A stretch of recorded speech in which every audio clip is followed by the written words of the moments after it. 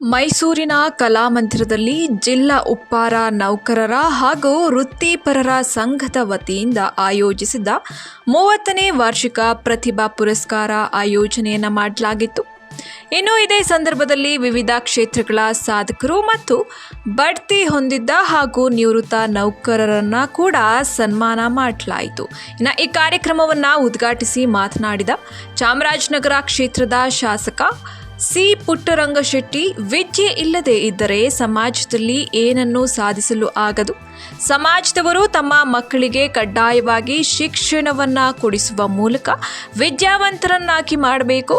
ಜೊತೆಗೆ ಉತ್ತಮ ಸಂಸ್ಕಾರವನ್ನು ಕಲಿಸಿ ಈ ನಾಡಿಗೆ ಉತ್ತಮ ಪೂಜೆಯನ್ನು ನೀಡಬೇಕು ಎಂದರು. ಇನ್ನು ಇದೇ ಸಂದರ್ಭದಲ್ಲಿ ಭಗೀರಥ ಪೀಠದ ಡಾಕ್ಟರ್ ಪುರುಷೋತ್ತಮಾನಂದ ಪೂರಿ ಸ್ವಾಮೀಜಿಗಳು ಕಾರ್ಯಕ್ರಮದ ದಿವ್ಯ ಸಾನ್ನಿಧ್ಯವನ್ನು ವಹಿಸಿ ಮಾತನಾಡಿದ್ದಾರೆ.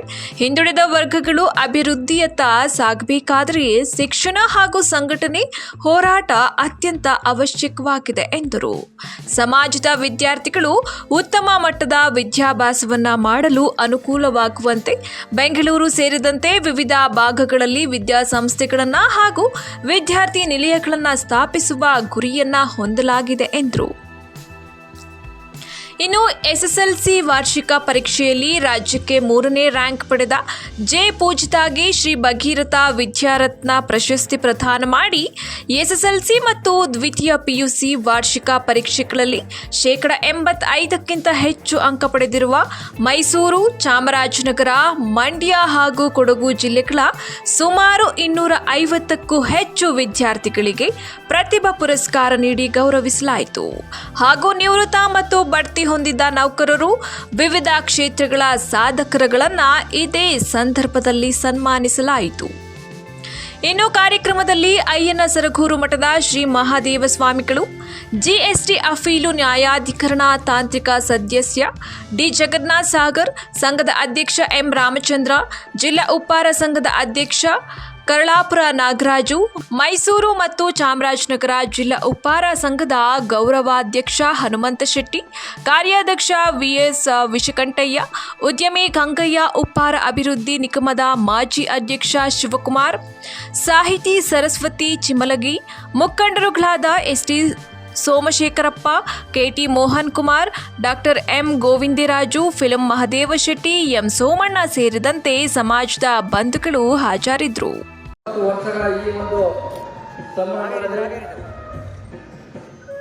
ಏನು ನಮಗೆ ಈ ಒಂದು ಕಾರ್ಯಕ್ರಮಕ್ಕೆ ಬುನಾದಿ ಹಾಕೊಂಡಿದ್ದಾರೆ ಅವ್ರನ್ನ ಸನ್ಮಾನ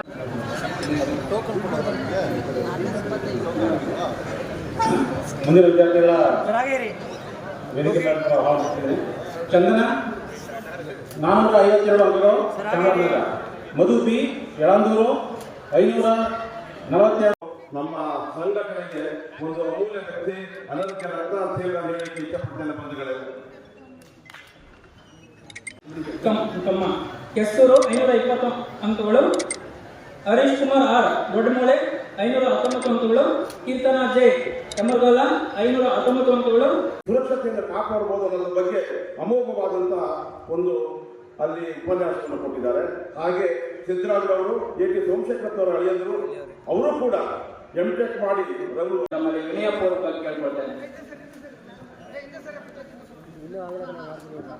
ಡಿ ಜಗನ್ನಾಥ್ ಸಾಗರ್ ಸರ್ಗೆ ಜೈ ಭಗೀರಥ, ಡಿ ಜಗನ್ನಾಥ್ ಸಾಗರ್ ಸರ್ಗೆ ಜೈ. ವರದಿ ಮಾಗಳ್ಳಿ ರಾಮೇಗೌಡ, ಜನತಾ ಟಿವಿ, ಪಿರಿಯಾಪಟ್ನ.